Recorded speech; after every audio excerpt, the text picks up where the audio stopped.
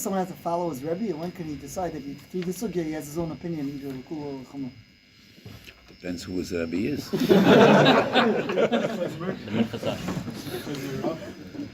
A lot of people have taken note. I don't know who asked this question. It's all anonymous. I don't know, but a lot of people have taken note that the Rav has forged a path of his own in Torah and in Avodah and everything. But at the same time, so much feels a connection and a derech that he was makabel from his Rebbe. There seems to be some kind of a balance. As so many different areas in halacha, so many things are impossible to clearly define and give a certain set formula. One of them is Shomea v'Moisif. And when we try to count the 48, it is not clear whether Shomea u'Moisif is 2 or it's 1. And many times I thought, I'm not sure it's in the Minchas Osha and Weiss. Weiss will be able to say whether it's there or not. That Shomea Moisef might be 1 and not 2. It is a way of listening. It is a way of being makabel Torah from a Rebbi. Rebbi Eliezer ben Horkanos refused to answer a question that he didn't hear from his Rebbi. And Rebbi Eliezer ben Horkanos was a Talmud, one of the greatest Talmidim of Rabbi Yochanan ben Zakkai. And he had such tremendous respect for Rabbi Yochanan ben Zakkai. There's a Yerushalmi and Masechet Nidid of Yud Beis. Rebbi Eliezer ben Horkanos says, I would never say something that I didn't hear. Merabi keminyan saris reishi. We assumed that he wasn't bald. It is an exaggeration, because how would a person know how many hairs he has? But he meant to say, I was so davak in my Rebbe. And I think in Shabbos Kufin and Gimel the Gemara says, Rebbi Eliezer ben Horkanos says, Eize ben olam haba, kol sheruach raboisav noicha himeno. So he knew what a Rebbe is. And in the beginning of Pirkei Rebbi Eliezer, there's a famous story. Rebbi Eliezer ben Horkanos leaves his father's home, his rich father, and he goes to learn Torah by Rabbi Yochanan ben Zakkai. And Horkanos is angry, and then he goes to Yerushalayim. He comes into the Beis HaMedrash of Yochanan ben Zakkai, and he sees his son darshaning.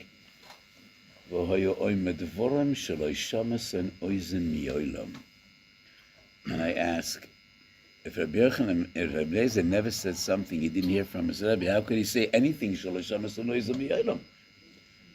Oznaim heard, so how could he say Lo Shamas and Oizim Miyolam? And probably there were other Talmidim there as well. So there seems to be a contradiction. Rabbi Eliezer Yoshev Edor Yizvom Shal Shamas and Oizim Miyolam, and he says, I never said anything I didn't hear from my Rebbe. I think the answer is, what Rebbi Eliezer ben Horkanos heard, no one else heard. And what he heard is more than he actually heard. His interpretation of Rabbi Yochanan ben Zakkai's Torah was unique. There were many Talmidim there. They all heard their Rebbe, but the way he understood the Torah of Rabbi Yochanan ben Zakkai was his own, was unique. So he never said anything. And when a Tana says, I never said anything I didn't hear from my Rebbe, that doesn't make sense. Well, what is he, a tape recorder? Or what is he? He had nothing of his own to say.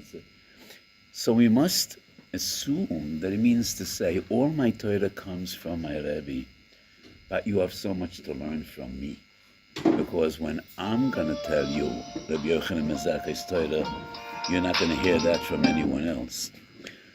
So in a way, if you have a Rebbe and you're davak to your Rebbe, it doesn't mean that you just need to say what he says. Of course, you could have your own mahalach. But the bigger question is, when the younger man asks, at what stage am I entitled to say, I want my own way and I disagree with my Rebbe? It definitely is legitimate. But one cannot say exactly when that happens, at what stage it happens.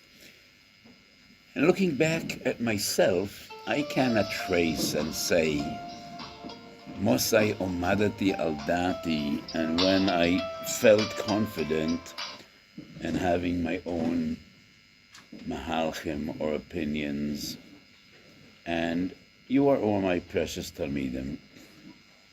There are people that when they listen to my Torah, either live or recorded, they don't like what they hear. And I'm aware of that. Mordechai Yehudi haya ratzui l'roiv echav. And some people feel that I am maybe arrogant, which I'm not. You know me. I'm not an arrogant person. I think I'm a humble person. I really think so. But some people have difficulty, hearing me disagree with Moshe Feinstein or with others that I so much admire. So a few times I was attacked. You're going against the Rabbi Yoshiv. And I say, well, nobody ever came to me with tinus. I go against the Veki, which I do many times. Nobody ever came to me with tinus. How do you disagree with the Ktsois? So if I could disagree with the Ktsois and it's okay, with the Veki, it's okay, with Rabbi Yoshiv it's not okay. I mean, is he greater than the Chasam Sofer, the Veki and the Ktsois HaChosh? So I cannot say when is the stage when it would be considered legitimate for a Talmud to say, I admire my Rebbi and I got so much from him, but sometimes I would disagree. And it's two different levels. Sometimes it's not that you're disagreeing, but you have your own interpretation and your own drachim, which are built on what you heard from your Rebbe, and that's Rebbe Eliezer ben Horkonos, that on one hand was so dovek in Rabbi Yochanan ben Zakkai, but he has this own interpretation of Rabbi Yochanan ben Zakkai's Torah. And sometimes you could disagree with your Rebbe, and that is also legitimate. I cannot say, who sitting in this room is entitled to disagree with me? I think Rebbe Kiva is. I think Reb Chaim is, but Reb Chaim would never do it.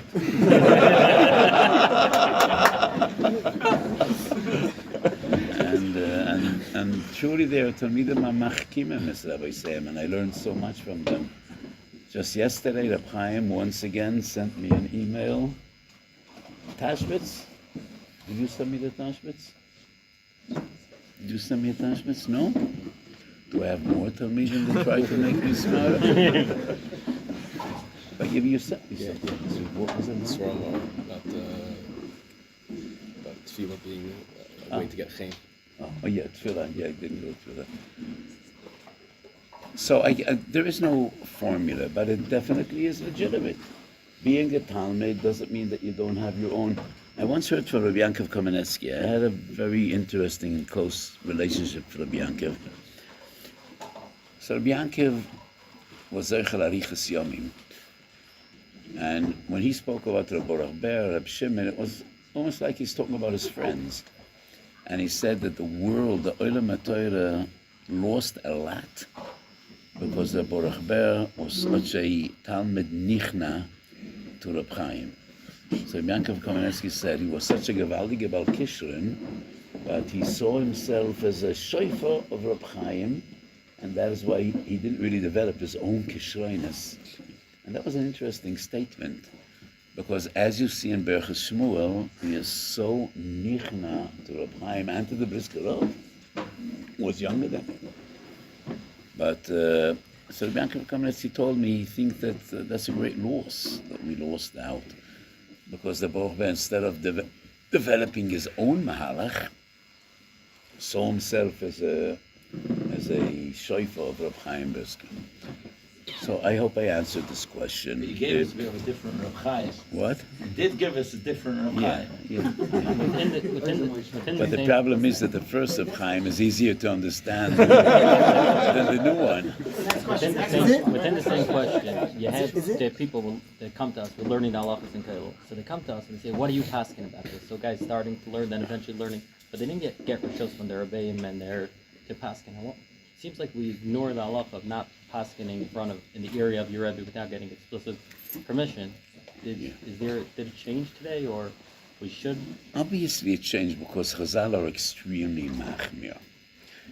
And Chazal say that if you're chutz ledaled parsa, you could, space has no significance today.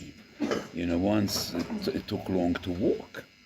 Today, in the age of transportation and communications, it doesn't matter where you are. And if your Rebbe is b'ktsei olam, and I think it also changed because today we have Sforim. In days of yore, it was Dvorim Shebal Peh, Iatur Shayla Amram B'chsav. It was all about transmission in Torah Shebal Peh. But today, when you have Sforim, many poskim say there is no Rabbi Muvak today because we all learn from Sforim. I do think there is a Rabbi Muvak because there is so much more you have to learn than what is written in Sforim. What the minig is to be makel today. V'hanach lebnei Yisrael lo neviim b'nei neviim.